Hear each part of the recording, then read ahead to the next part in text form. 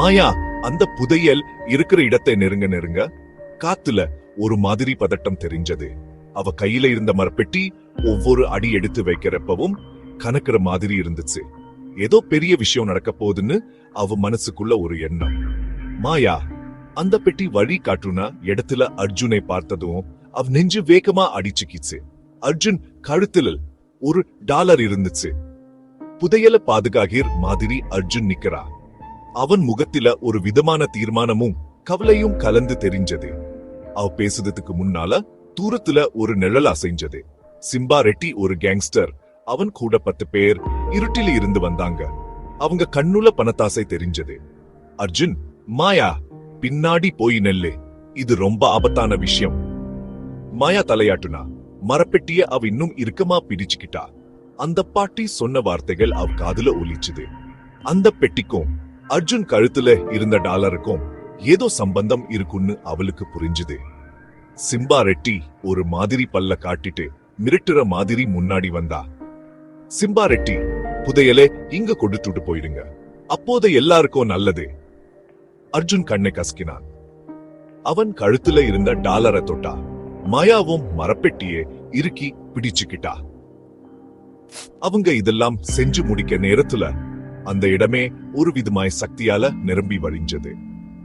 $ரும் பெட்டியும் மின்னுற மாதிரி ஒளிர ஆரம்பிச்சு ரெண்டும் சேர்ந்து ஒரு ஆயுதமா மாறிடுச்சு.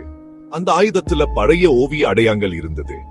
அந்த அடையாளங்களை மாயா டீ ஃபேக்டரியில கிடைச்ச பழைய புத்தகத்துல பார்த்திருந்தா. சிம்பா ரெட்டி, என்னடா இது மாயமா?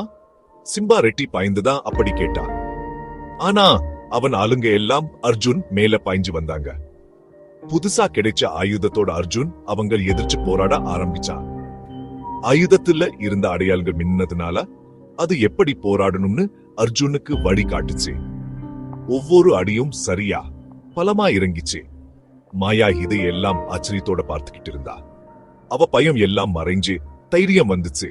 அவளும் அர்ஜுனுக்கு உதவி செய்யணும்னு நினைச்சா. புத்தகத்துல பார்த்த அடையாளங்களையும் அதோட அர்த்தத்தையும் நினைச்சு பார்த்து அர்ஜுனுக்கு வழி சொல்ல ஆரம்பிச்சா. மாயா, அர்ஜுன், இடது பக்கம் இருக்கிற அடையாளம் அது ஒரு கேடயம். அர்ஜுன் தலையாட்டிட்டு வர்ற அடியிலிருந்து தப்பிக்க அந்த ஆயுதத்தை உயர்த்தி பிடிச்சா. சண்டை வீரமா நடந்துச்சு. ஆனா மாயா வழி காட்டுனதுனாலும் அந்த ஆயுதத்தோட சக்தியாலும் அவங்க 2 பேரும் கொஞ்சம் கொஞ்சமா மேல ஆட ஆரம்பிச்சாங்க. ஒவ்வொருத்தரா சிம்பா ரெட்டி ஆளுங்க எல்லாம் கீழே விழுந்துட்டாங்க. கடைசியில சிம்பா ரெட்டி மட்டும்தான் மிச்சம் இருந்தா. அர்ஜுன், மாயா 2 பேரையும் சமாளிக்க முடியாதுன்னு அவனுக்கு புரிஞ்சு போச்சு. இதோட விட்டுதான் நினைச்சுடாதீங்க. கடைசியா ஒரு தடவை சிம்பா ரெட்டி தன்னோட முள்ளு பலத்தையும் சேர்த்து அர்ஜுன் மேல பாய்ஞ்சா. ஆனா அர்ஜுன் ரொம்பவே சாமர்த்தியமா அவன் அடியிலிருந்து தப்பிச்சு அவனோட ஆயுதத்தை கீழே விழ வச்சுட்டா. சிம்பா ரெட்டி தோத்து போய் கீழே விழுந்தா. அர்ஜுன் ஒரு நிம்மதியான மூச்சு விட்டா. மாயாவை பார்த்து ஒரு நன்றியான புன்னகை பரிமாறிக்கிட்டா. அர்ஜுன், நம்ம ஜெயிச்சுட்டோம் மாயா, புதையல் இப்போ பாதுகாப்பா இருக்கு. மாயா புன்னகைச்சா. அவ மனசுல இருந்த பாரம் எல்லாம் எங்கி போனது மாதிரி இருந்துச்சு. அவங்க 2 பேரும் பல தடைகளை தாண்டி வெற்றி பெற்றிருந்தாங்க. ஆனா அவங்களோட பயணம் இன்னும் முடியலன்னு அவங்களுக்கு தெரியும். காலச்சோட மர்மங்கள் இன்னும் நிறைய இருக்கு.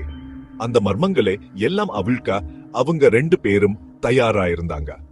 இருவரும் கைகோர்த்து புதிய வாழ்க்கைக்கு தொடங்கினாங்க.